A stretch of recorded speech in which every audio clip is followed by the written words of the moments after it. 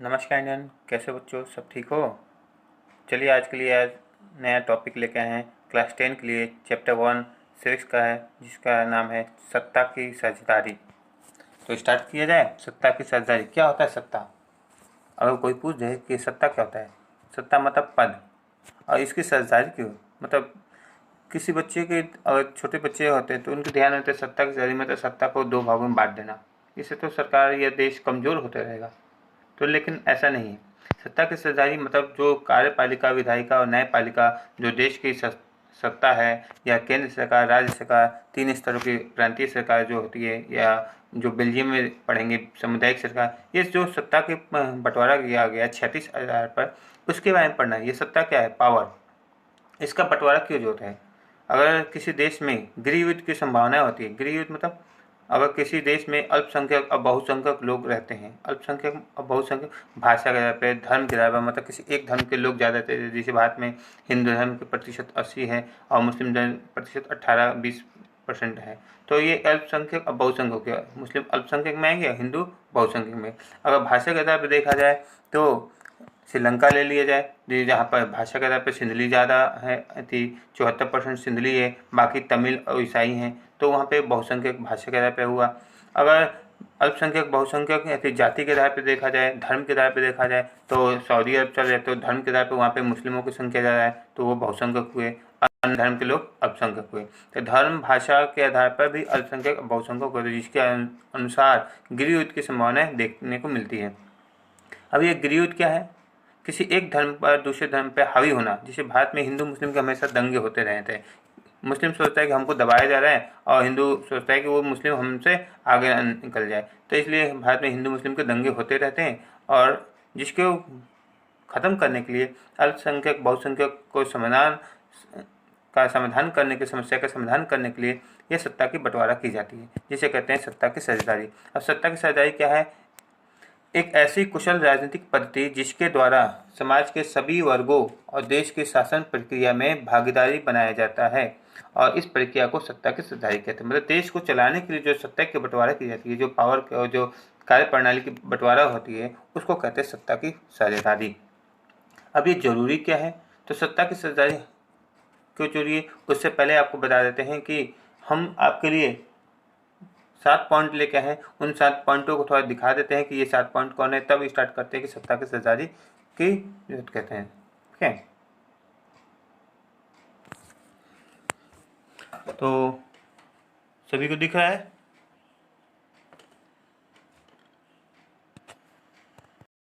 तो स्टार्ट करते। देखिए क्लास 10 के लिए सिविक्स का है सत्ता की साझेदारी। जैसा कि हमने इस बोर्ड पे बना दिया कि समय बचे, आपका वीडियो लंबा ना हो, और वीडियो लंबा होता है तो अपलोड करने में दिक्कतें आती हैं।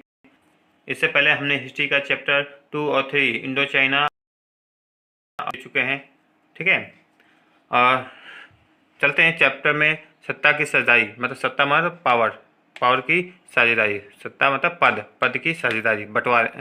ठीक है, तो महत्वपूर्ण तथ्य इस पुस्तक में, जो भी महत्वपूर्ण तथ्य है उस पॉइंटों को हमने अलग लिख लिया है।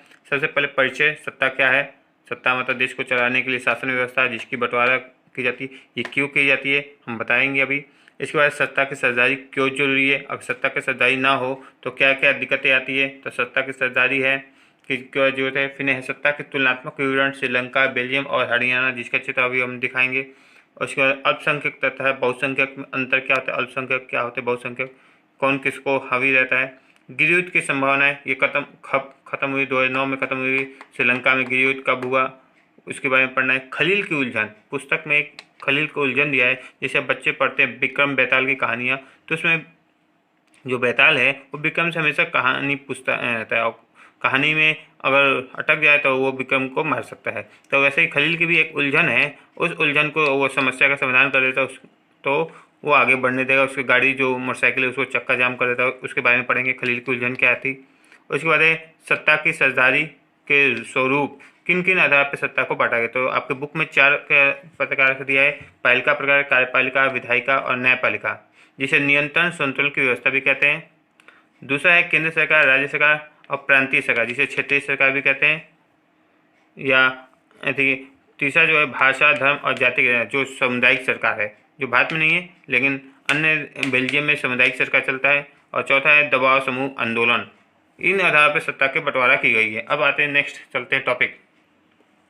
तो बेल्जियम का यहाँ मैप दिख रहा है आप लोग को, और यहाँ पे दिख रहा है श्रीलंका का मैप, और ये है आपका भारत का हरियाणा। तो सबसे पहले भारत के हरियाणा से शुरू करते हैं। ये भारत है और हरियाणा, ये भारत के हरियाणा इसलिए बोल रहे हैं कि इन दोनों का तुलनात्मक जो दिया है ना, वो हरियाणा से दिया है, क्योंकि इसका क्षेत्रफल जो है इन दोनों के बराबर है। क्षेत्रफल क्या है, इससे थोड़ा सा कम है, आधा है क्षेत्रफल में बेल्जियम क्या है, हरियाणा से आधा क्षेत्रफल है, लेकिन जनसंख्या लगभग बराबर है 1 करोड़। और ये थी श्रीलंका देखा जाए तो ये क्षेत्रफल में बराबर है, लेकिन इसकी आबादी 2 करोड़, मतलब हरियाणा से डबल है। ठीक है, मतलब क्षेत्रफल और जनसंख्या में देखा जाए तो क्षेत्रफल के अनुसार छोटा है और जनसंख्या के अनुसार ये दोनों ज़्यादा है हरियाणा के अपेक्षा। ठीक है, तो अभी अब तुलनात्मक करते हैं। तो ये है बेल्जियम, जहाँ पर बेल्जियम देश है यूरोप का, यूरोप में एक बेल्जियम देश है, जहाँ पे फ्लेमिश क्षेत्र, फ्लेमिश वहाँ पे क्षेत्र है, 59% लोग फ्लेमिश में रहते हैं। और वेलोन क्षेत्र जो है, जो आपको वहाँ पर रहते हैं 40%, और 1% जो है जर्मन लोग। ठीक है, तब फ्लेमिश जो है वो डच बोलते हैं। डच बोलने की संख्या कितनी है, 40% जो डच बोलते हैं। और वोलेन में जो रहते हैं, वोलेन क्षेत्र, ये पूरा वोलेन क्षेत्र है जो डॉट डॉट से दिखा है, इसमें फ्रेंच बोलने वाले के प्रतिशत जो है वो आपको लगभग 60% है, 70 फ्रेंच बोलने वाले की। और यहाँ पे जो राजधानी है ब्रुसेल्स, इसकी राजधानी क्या है, बेल्जियम की ब्रुसेल्स की राजधानी है, जहाँ पे 80% लोग फ्रेंच और 20% डच बोलते हैं। ठीक है, अब आते हैं जर्मन, जो ये 1% जो है, यहाँ पे लोग जर्मन बोलते हैं। वैसे राजधानी में भी जर्मन बोलते हैं, फ्रेंच बोलते हैं और डच, ये 3 भाषा है। यहाँ पे कौन कौन भाषा है, फ्रेंच, डच और जर्मन। फ्रेंच जो बोला जाता है वो बोला जाता है वोलेन क्षेत्र में, डच जो बोला जाता है फ्लेमिश क्षेत्र में, और जर्मन जो आता है इस वाले भाग में, जर्मन क्षेत्र में।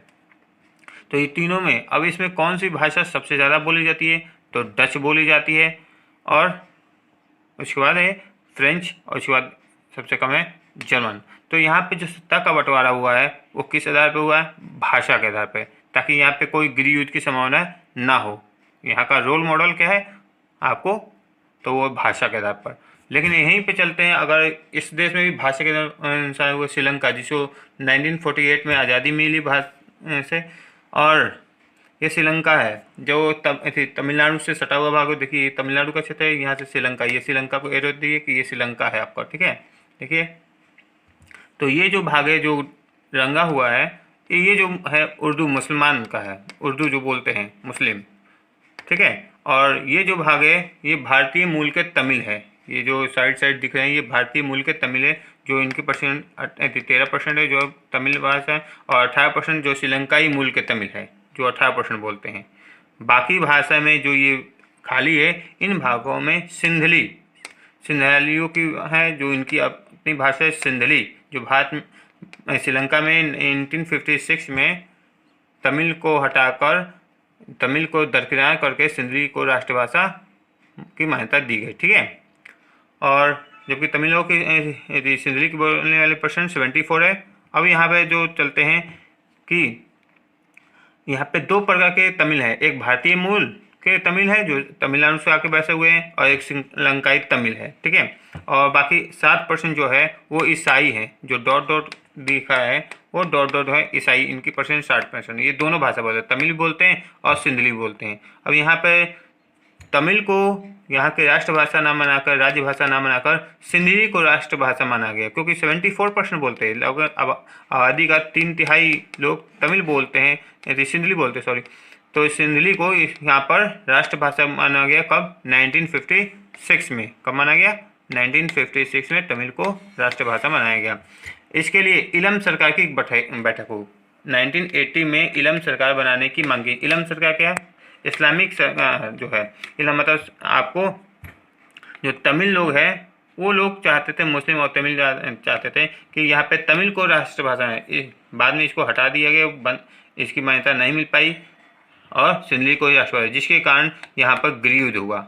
और ये गृह युद्ध 2009 तक चला, क्योंकि एक भाषा को मान्यता दे दिया, दूसरे को नहीं दोगे तो वो गृह युद्ध होगा ही। जैसे भारत ही देख लो, भारत में का जो क्षेत्रफल है इसमें आप लोग 22 भाषाएं पढ़ते हैं, कितने पढ़ते हैं 22 भाषा है। अगर 22 भाषा में किसी एक भाषा को राष्ट्रभाषा दे दिया गया, ये हिंदी को दे दिया गया राष्ट्रभाषा, राज्य भाषा कहो, तो राष्ट्रभाषा अगर हिंदी को दिए तो दक्षिण भारत जो हिंदी नहीं बोलता है तो वो तो इसका विरोध करेगा ही। तो इसलिए एक अलग लैंग्वेज दिया गया जो अंतर्राष्ट्रीय लैंग्वेज है इंग्लिश, कि आपको मीडियम का माध्यम इंग्लिश भी रख सकते हैं, मतलब जो सरकारी दस्तावेज होगा वो अंग्रेजी में होंगे और बाकी जो क्षेत्रीय होगा वो आपके क्षेत्रीय लैंग्वेज में राज्य भाषा में हो सकता है, तमिल में हो, तेलुगु में, कन्नड़ में, बंगाली में, वो आपके राज्य भाषा में। वरना राष्ट्रभाषा एक हिंदी है, जो उत्तर भारत बोलता है हिंदी है, दक्षिण भारत आपको अंग्रेजी का प्रधानता है। अगर एक भाषा को दिए तो यहाँ पे भी गृहयुद्ध की संभावनाएं बढ़ जाएंगी। अभी गृहयुद्ध की संभावना श्रीलंका में बढ़ी लेकिन बेल्जियम में नहीं। यहाँ पे सत्ता का बंटवारा शांतिपूर्ण हुआ, कोई भेदभाव नहीं हुआ, क्योंकि यहाँ पे सामुदायिक सरकार है। सामुदायिक सरकार जो बोलता है वो भाषा, धर्म और जाति के आधार पर भेद अलग होता है। भाषा, धर्म और जाति के आधार पर जो अलग होता है वो है सामुदायिक सरकार, तीसरा स्तर का सरकार। और यहाँ पे जो भाषा के आधार पर ये भी सामुदायिक सरकार से अलग हुआ, लेकिन यहाँ पे गृहयुद्ध की संभावनाएं बन गई। अब आते हैं सबसे पहले इस टॉपिक को स्टार्ट करते हैं। सबको दिख रहा है एक साथ में, ठीक है। अब स्टार्ट करते हैं। सबसे पहला पॉइंट, सत्ता। सत्ता क्या है?